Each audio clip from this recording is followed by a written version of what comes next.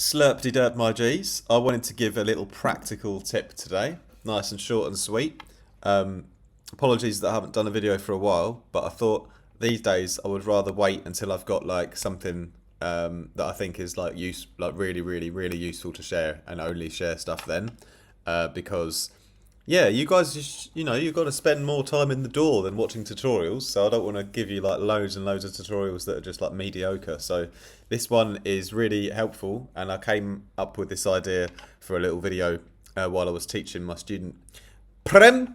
I'm going to call you Prem, my G from Poland. The other day we were doing a Zoom, and I was like, yeah, trying to basically, when you have like hat loops and stuff, especially in drum and bass, there's so many hat loops out there. They're probably on Splice, well, they're definitely on Splice and Loop Cloud and wherever. You'll get loads of hat loops that are just super unnatural and unrealistic, like the majority of them. And I'm not saying that to discredit anyone else, but it's just a personal thing that I hate. I hate the sound of like a hat that sounds like this. It's so unnatural and annoying to me, and I want you to use my frustration to improve your own hats, to make them more realistic. Okay, not all hat loops are this like monotone and annoying, but most of them are. And it's that it's the fact that it's just the same sample repeated. That's the thing that's annoying. And there's a quick way to fix this, is you get a better sample that has more of a live feeling. This is all personal preference, of course, but I prefer those. I prefer to pick those like loop samples that have clearly been played by a human and are not from a machine. But anyway, if you're going to use a sample from a machine, then you can do some things to make it more natural. And so the things I would previously on Lost. We would use the pitch drift, and this is great, and it's free, and it's amazing plugin to download. Baby Audio Pitch Drift. Okay, and what it will do is it will pitch the hi-hat around a bit, so it'll be a little bit different each time. You can control the amount here. That's obviously going a bit nuts, and the speed.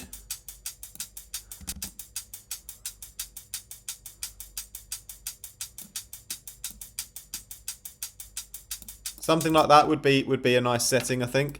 Around maybe 80 or 90 on the speed, and the amount maybe around 30 or 40. But if you listen closely, actually, the plugin sort of takes out loads of the high end of the hat. And I didn't really notice this much before, but although this plugin is great, and I still recommend it, and I still use it, just know that if you're going to do it, it might actually sort of low pass the sound a bit.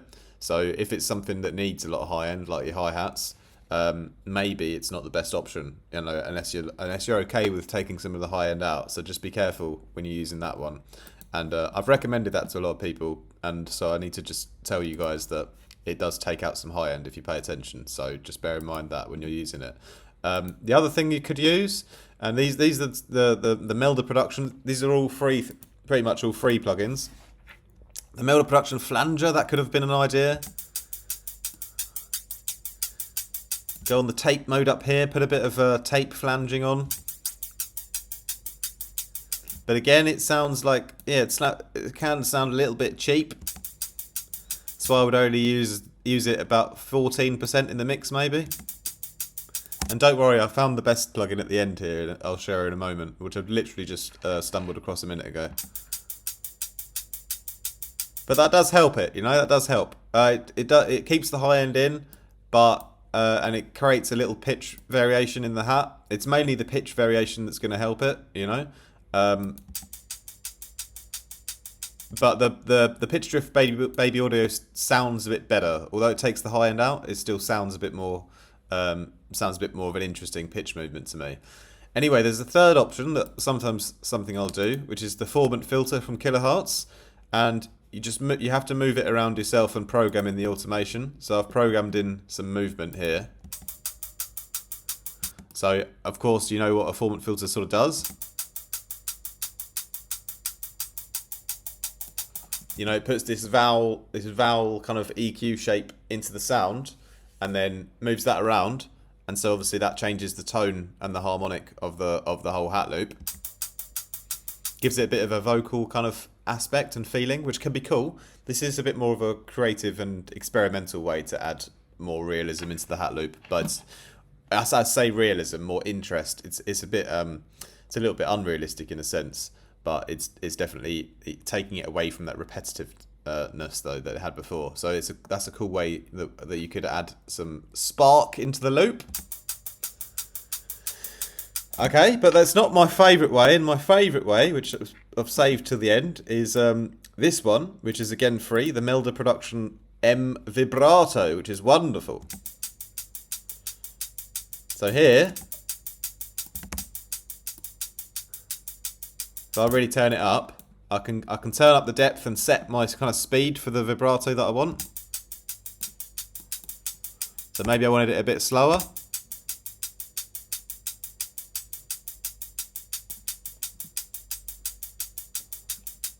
That's a nice, like, kind of slow movement, so you get a little bit of pitch variation, and then we can just blend that back again.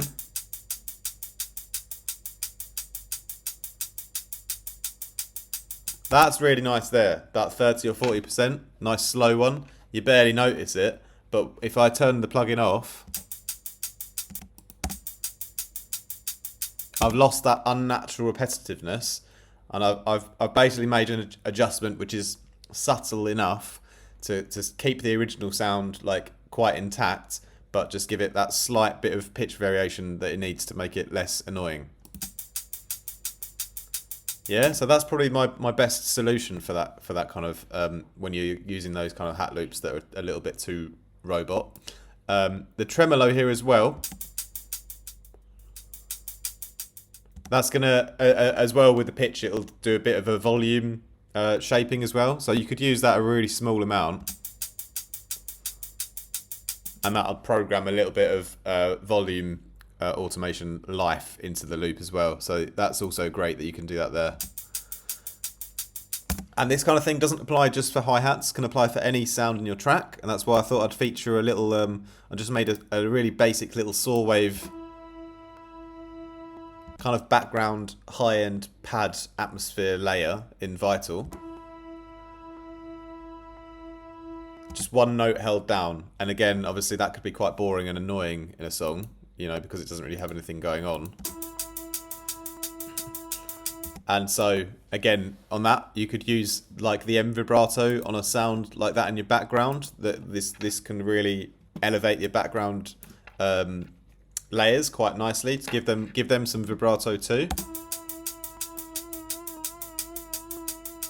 Maybe go a bit slower here again.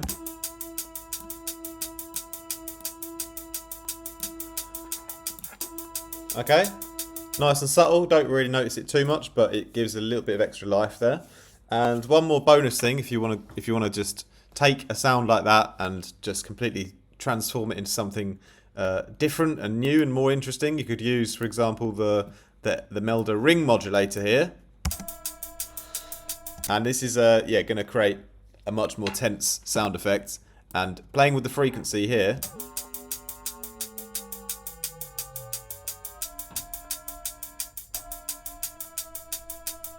you can generate a new kind of version of the sound that has a bit more intensity. So I really like that for these kind of sounds where maybe they're a bit too nice and you want to make them a bit more intense.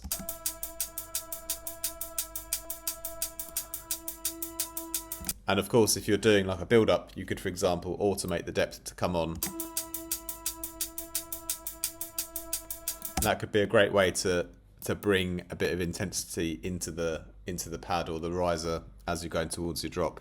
But anyway, that was just a little tip for you guys today on some very, very basic stuff, but stuff that really annoys me a lot, and hopefully it can help you guys to give a bit more interest and realism into those particular samples that you've found, which are a bit robotic, because there are a lot of them, and sometimes they do actually kind of fit the track that we're working on and we want to use them, but we want to try to inject a bit of extra realism into them And these are just simple ways you can do it with free plugins.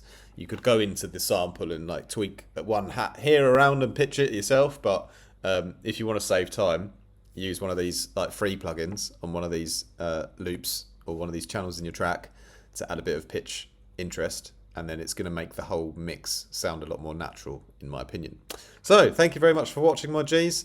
As always, massive love out to all of the Patreon Discord crew. You guys are the heart of this community, and I thank you all for your support.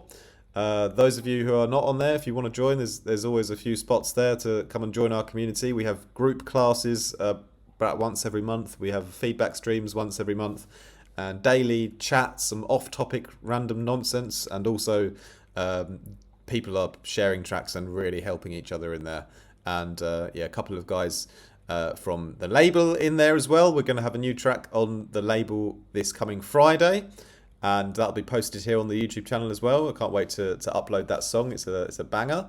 And you can follow our label on SoundCloud and Instagram if you want to support us there. You can also go on Bandcamp and download our tracks there. Those of you who do want one-on-one mentorship sessions, I'm quite busy these days, but I do occasionally have extra slots open. You just have to use the website, and there's a calendar on my website, and you have to just book via there, because otherwise it's really hard to organise. So just book yourself in if you want a lesson, and I'll be happy to teach you. And one last thing, I love you guys very much. Have a great day. Have a great start to your week. Peace out. Ciao, ciao. Much love.